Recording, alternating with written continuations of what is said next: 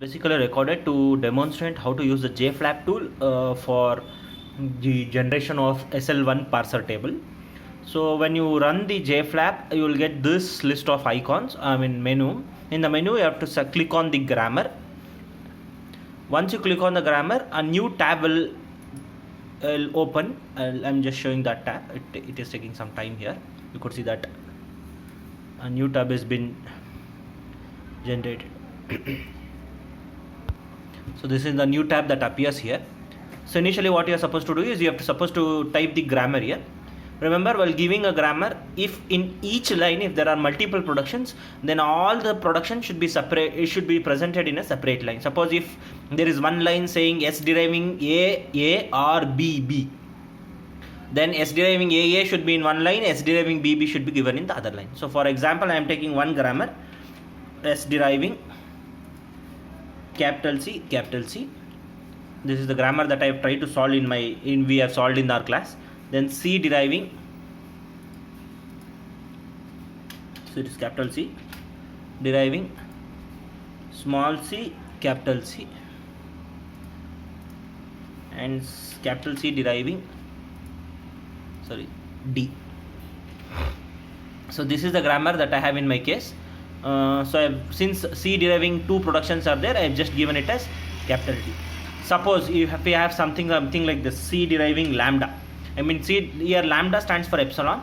If you have any production C deriving epsilon, then I can just type C there, and if I click on in the next line, automatically lambda appears. Here lambda means to say that you are talking about epsilon.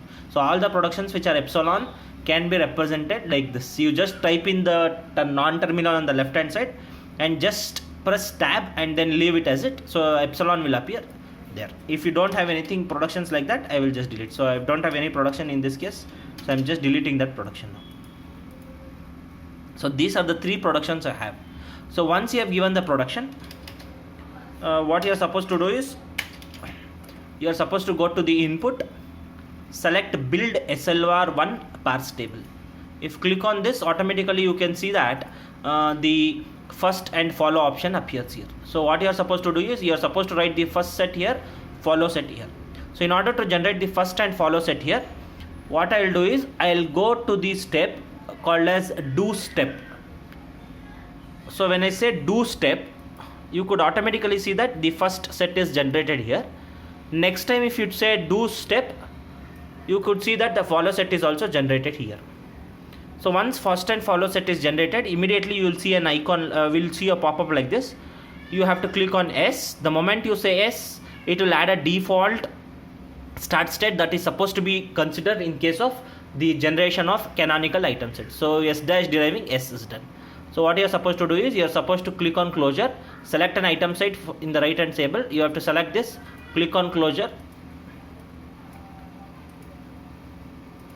So if that doesn't work, what you can do is you just click on the finish here.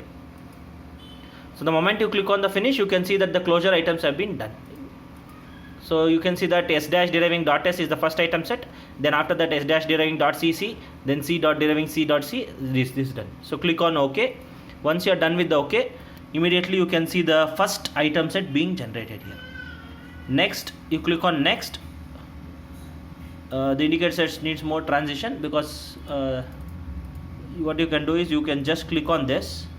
It will ask you what is the grammar for the transformation symbol. You could just say capital C probably, and then see what it is. Does it work? No. So what you have to do is click on do step. Once you click on the do step, you can see that immediately all the transitions have been filled. Again, go to the same old thing, click on do step. If you click on do step, you can see that the transition table is ready. So once the transition table is ready, what you have to do is you click on the input symbol, you click on the icon called as parse. So it will ask you for an input, you can give it.